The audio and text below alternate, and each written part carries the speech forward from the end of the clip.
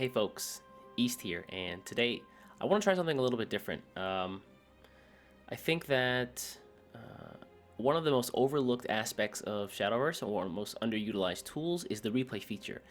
And so what I'd like to do is, rather than show off a deck and then show how it plays and how it works, I'd like to show off a deck and then we're going to review a game that I played using this deck.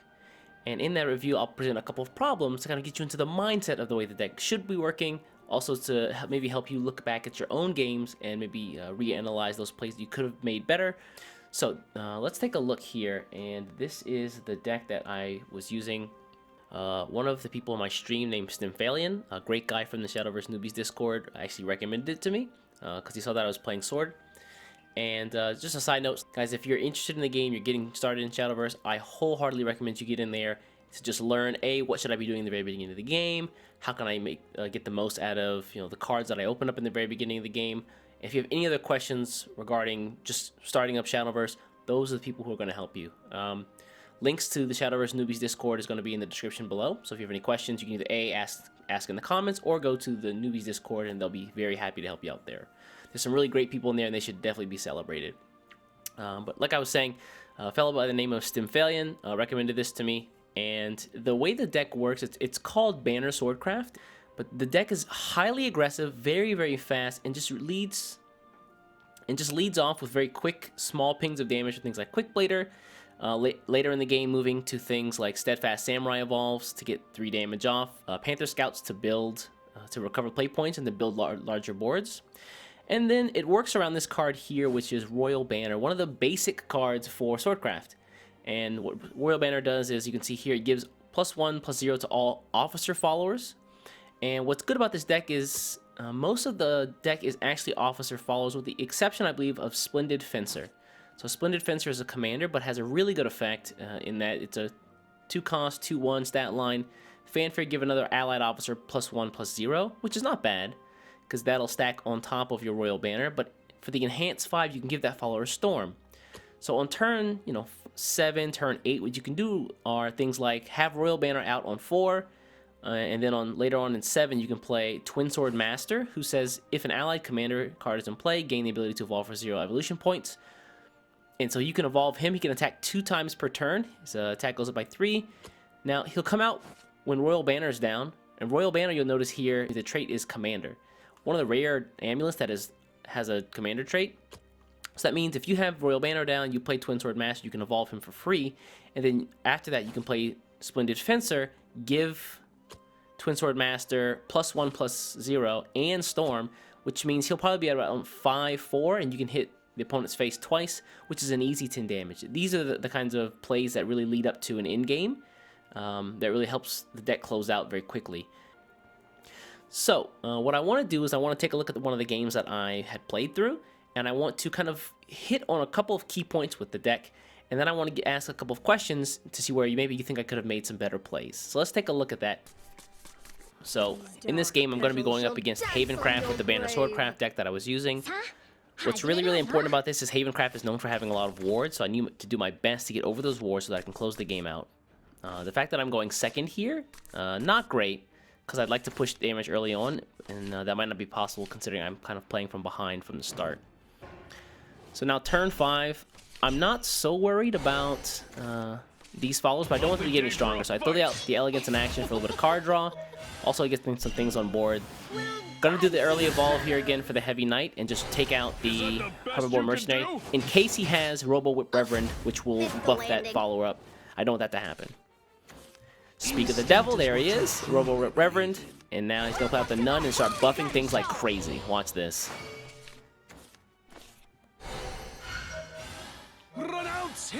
Renounce hypocrisy! And he's gonna evolve the Iron Knuckle Nun to get over my little knight here. And so now he's got quite a bit of a board. He gets the full clear as well. So I want to pause the game at this moment right here. And there's a couple things that I'm thinking into my, in my head. The first is I need to get over a ward. Wards are really bad for my aggressive deck.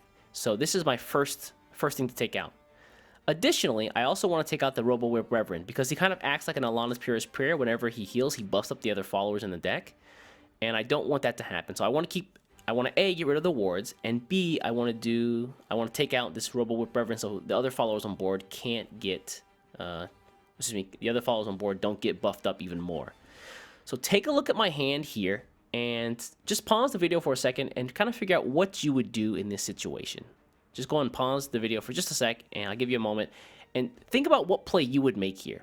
How would you get the most presence on board, as well as being able to push damage very quickly and clearing his board as well? So, hope you've had a moment to think it over. What I would have done here, or actually what I should have done here, what I would have done was actually not this play that I made or that I'm about to tell you about, is so I have in my hand, I need to get over 2 3/3s, and I need to be able to push damage quickly very soon. I don't worry so much about the 2/2. He's not going to be able to turn a 2/2 into a 14 next turn, so I'm okay. But I do want to clear these 2 follows with 3 defense. And for me, I think the easiest way to A, keep a board presence, and B, get the clears, is by throwing out double Kagemitsu. So Kagemitsu on 3, enhanced 3, he gains +2 +0, putting him at 2/1. But because of Royal Banner, he'll become a 3/1. And that means that I can play out both Kagemitsus and run them over both of these. And then next turn he'll build a board, but then the following turn when Kagemitsu comes back because of his secondary effect, his last words, he'll come back and he'll be very, very strong. He'll evolve himself. I'll have 4 evolved, and then I'll also have the Royal Banner buffing them up at the same time. And then after that, I can do other things like evolve another follower with the remaining evolution point that I have, and then just really just have a large board presence for basically no cost, right, for the next turn. And then I can do things like Splendid Fencer, which would be really good because I can give one of those Kagemitsu Storms because one of these wards is gone, and then just push damage phase. At that point, both these Kagemitsus will be pushing somewhere around the ballpark of 6 to 7 damage each. So that's the play that I should have made. Let's see the play that actually happened. So. Okay, starts out really well. Play the Kagemitsu. There's a 3/1, yep. Played the Gelt instead. No bueno here. Gonna use the Gelt to get over the Nun and then run the Kagemitsu into the Robo Whip Reverend. And that's gonna be the turn. So again, probably what I should have done there, run in the other Kagemitsu, but I ran in the Gelt instead. I should have held on to the Gelt for easy clear options, and then had both Kagemitsu up in the following turn. But I'm only going to have one next turn here. And you're going to see that a Natural Machinist is kind of a problem.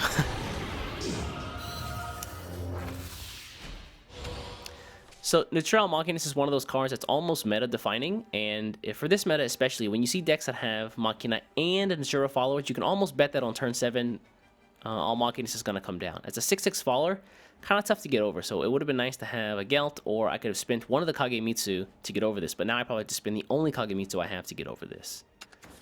Which hands are the praying hands? Now he's got the cards in hand. They've been reduced in cost because of the Shroud Machinist, and he starts to build another board. He's got, again, another ward up. It's difficult for me, and he just pushes 2 damage face again.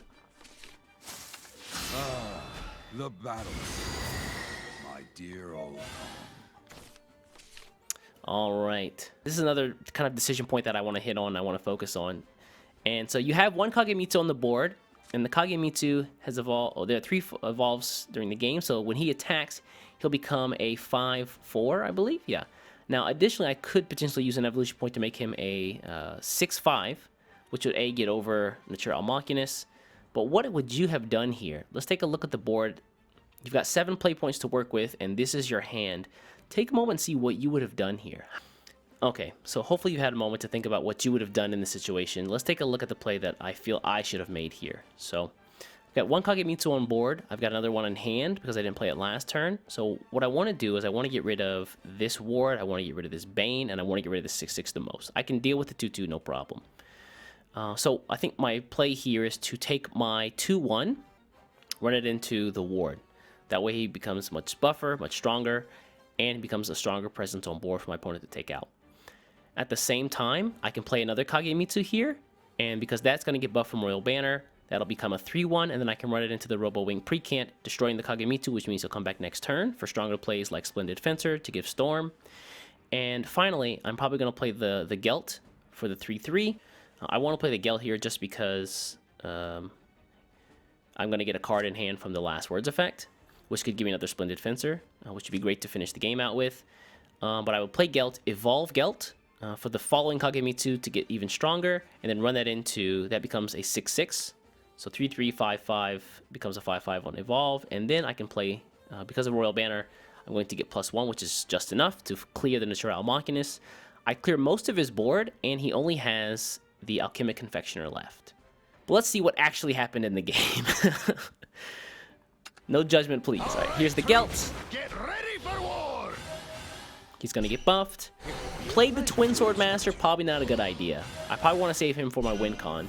I evolved the Twin Sword Master for reasons I can't quite explain. Gonna trade Gelt over the ward. My hands are tied. Run these two here. It was nearly done. Run my Kagemitsu in entirely. And then finally run my evolved Twin Sword Figure it out. out. And I've got 4/1 up, which is nice, but Abandon your mortal I could have had lives a and stronger be Kagemitsu saved. here. He's gonna play Lamonia for the full cost. And he's gonna trade over the Gelt. Congregation, they call for me. That didn't go Which well. hands are the praying hands? Play the Robo Ring Precant again.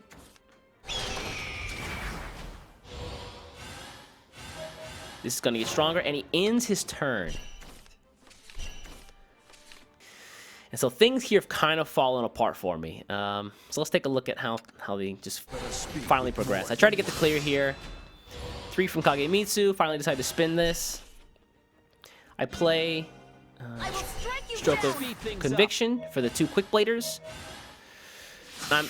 Now I'm spending these Quick Bladers on... Malfunctioning. See, I'm just going to push the damage here. Really lackluster turn. I didn't evolve anything. Really, I had so many resources that I could have used and I just didn't. So again, when you're playing these aggressive decks, you really want to keep in mind that you have these resources to spend to win as soon as possible. You don't need to be holding resources or anything like that. You don't need to be like hoarding them for, you know, turn 12 or whatever, because you're probably not going to get there. The idea is to push damage as fast as possible. And you see here, he's just going to bump up his board and then push all the damage face. And I ultimately lose this game. I let this happen. All right, and so that is going to be the game, guys. Let me pop back here for just a moment. Thanks again for watching. Really, I implore you to take a look at some of your old games where you think to yourself, I had a lot of options at my disposal, or I had a lot of options on the table. Which lines of play did I take? Were there better lines of play? Could I have done something better than what I did? I really think that improving with Shadowverse starts here, and I hope that you give this a shot as well.